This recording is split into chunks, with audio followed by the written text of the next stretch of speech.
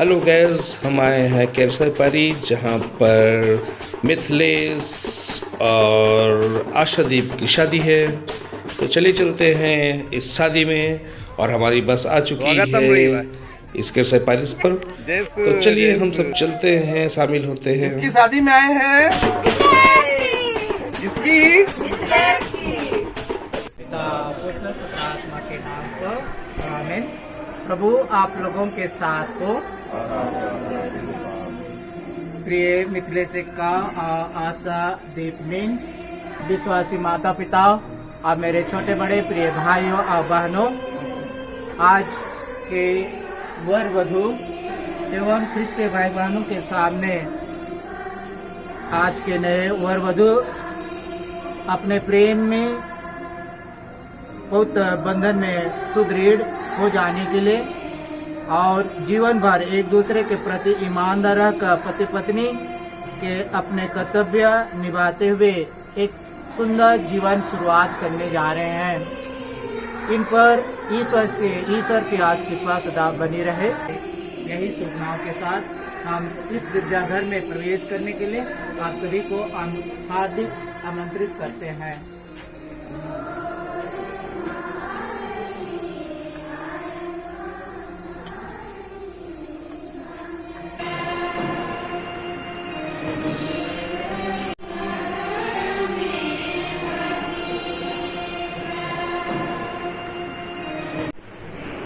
आदरणीय श्रद्धेय फादर दिलीप तिर्की, यहाँ उपस्थित सभी माता पिता भाई बहनों, और आज के विशेष दिन में विवाह बंधन में बंधने जाने वाले दोनों पक्ष के वर वधुओं, केरसापाली के नाम से मैं आप सबों का हार्दिक स्वागत करता हूँ, अभिनंदन करता हूँ।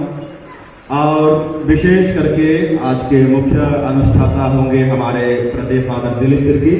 तो मैं केरसापाली की ओर से श्रद्धेय फादर दिलीप तिर्की को हार्दिक अभिनंदन करता हूं और दोनों पक्ष के माता पिता भाइयों बहनों को केरसापाली के नाम से बहुत बहुत स्वागत है। फादर राजन को भी धन्यवाद देता हूं कि उनके हमारे हम सभी को आमंत्रित और स्वागत करने के लिए पुत्र पुत्र आत्मा के नाम पर हमारे प्रभु यीशु ख्रीस्त की कृपा, ईश्वर का प्रेम और पवित्र आत्मा का साहचर्य आप सबों को प्राप्त हो।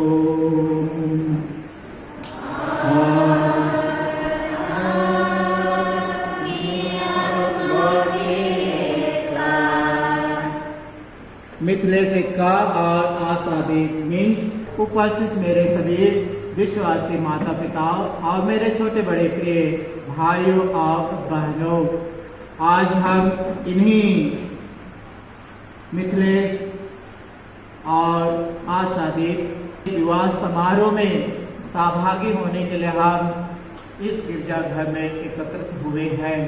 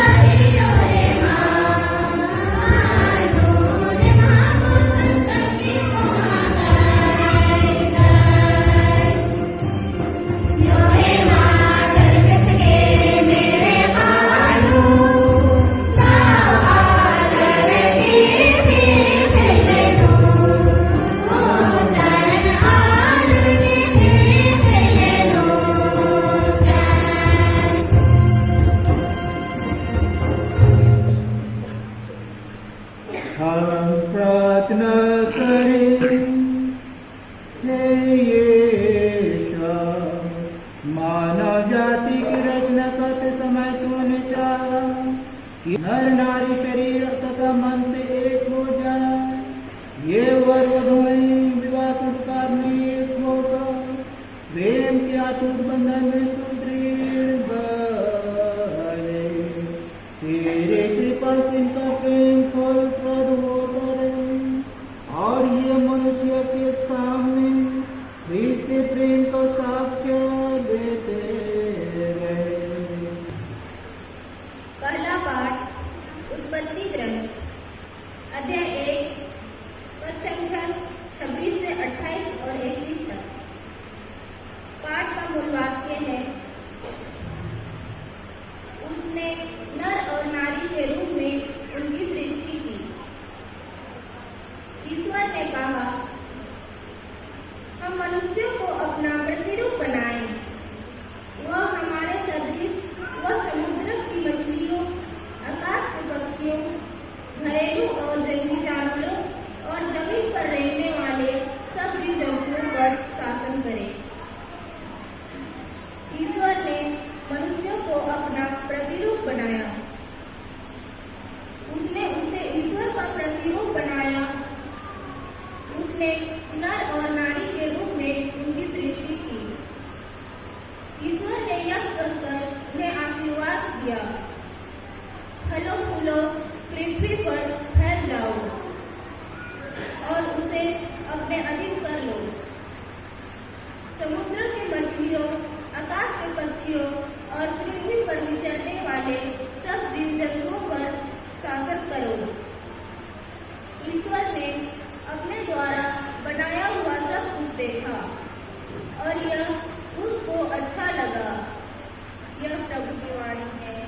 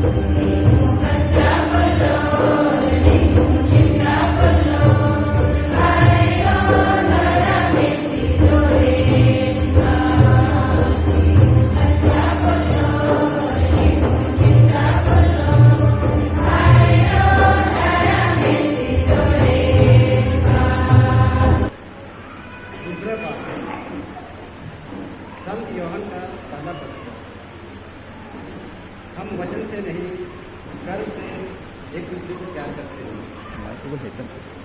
बच्चों, हम वचन से नहीं कर्म से, मुख से नहीं, हृदय से एक दूसरे को प्यार करें। उसी से हम जान जाएंगे कि हम सत्य की संतान हैं और उसकी आज्ञा यह है कि हम उसके पुत्र यीशु मसीह के नाम में विश्वास करें और एक दूसरे को प्यार करें, जैसे कि उसने हमें आदेश दिया है।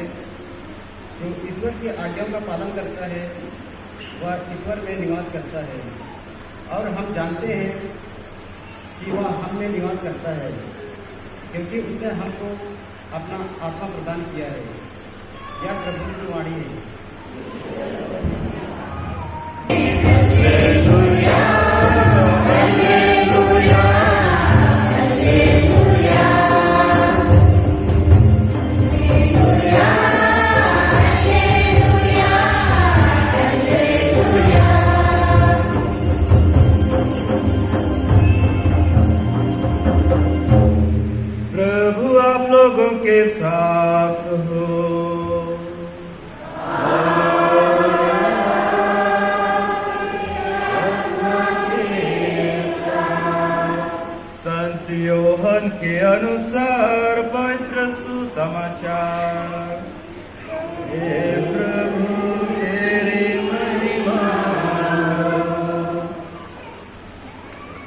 अध्याय 15 पवित्र वचन संख्याएं 12 से 16 तक।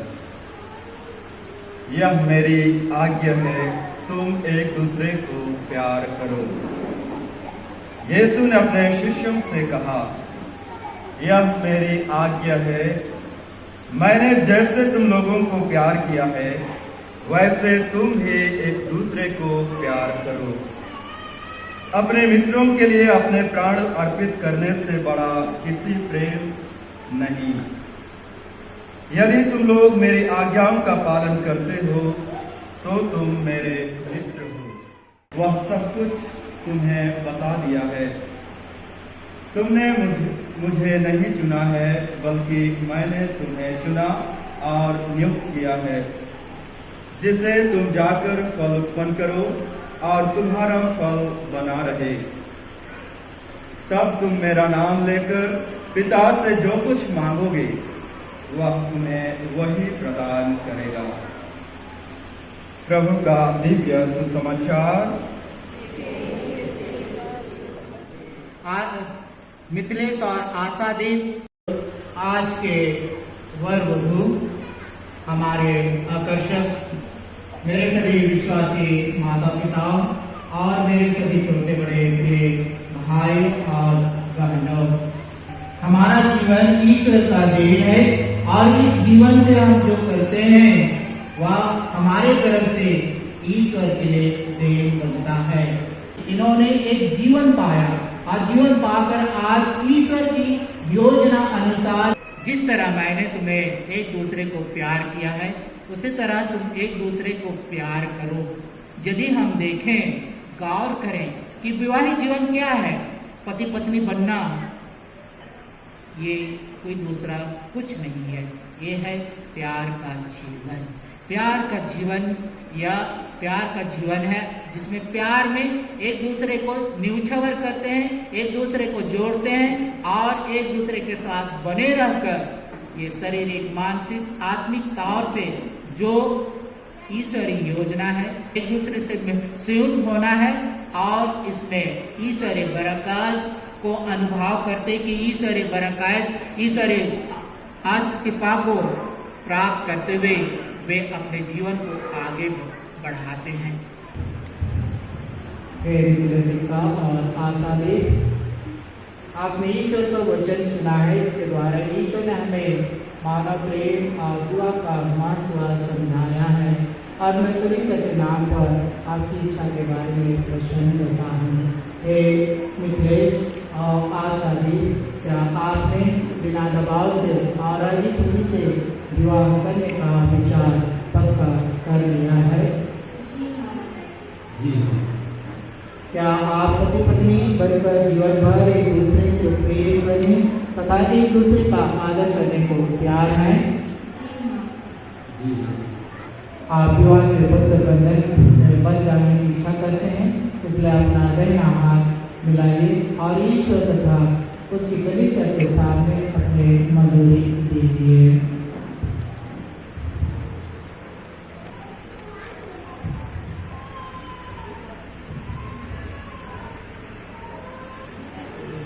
आशा दे, मैं मित्र शंकर आपको अपनी पत्नी मानता हूँ और यह करार करता हूँ कि जीवन भर दुख और सुख में मैं आपका विश्वासी साथी बना रहूँगा, आपसे प्रेम करूँगा और आपका आदर करूँगा।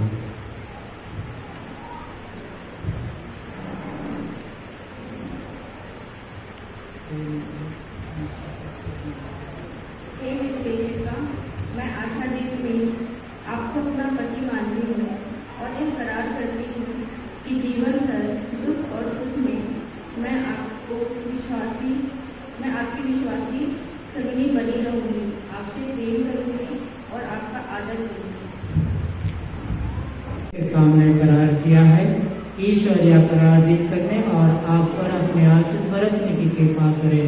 जिन्हें ईश्वर ने जोड़ा है उन्हें मनुष्य अलग न करे।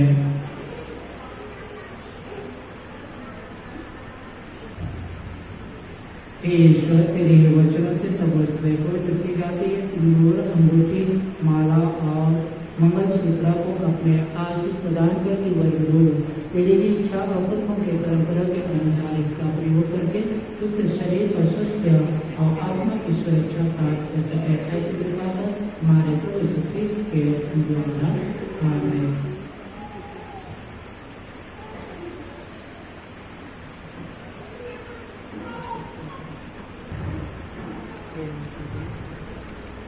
हे आशादेव,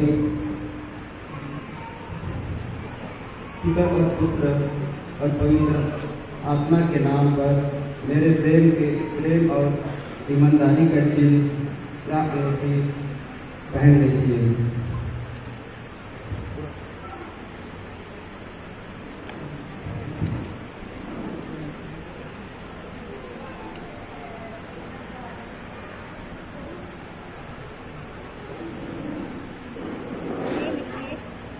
पिता और पुत्र और पवित्र आत्मा के नाम पर मेरे प्रेम और ईमानदारी का यह चिन्ह या अंगूठी पहन लीजिए।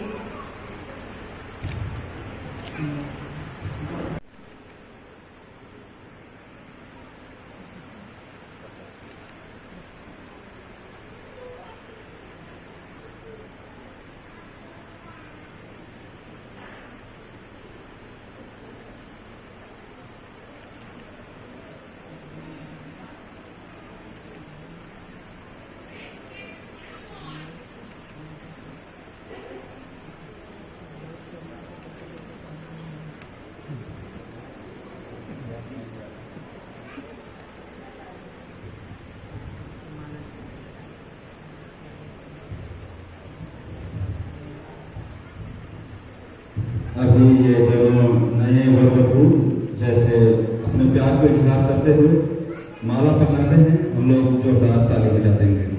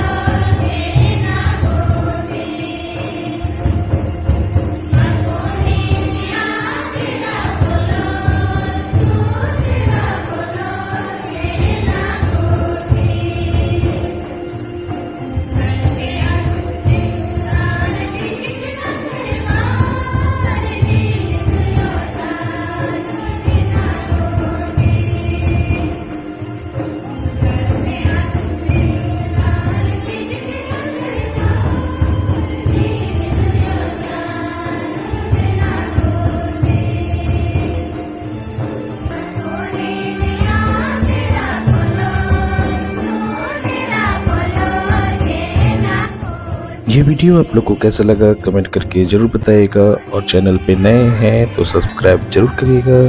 आप सबको जय श्री, धन्यवाद।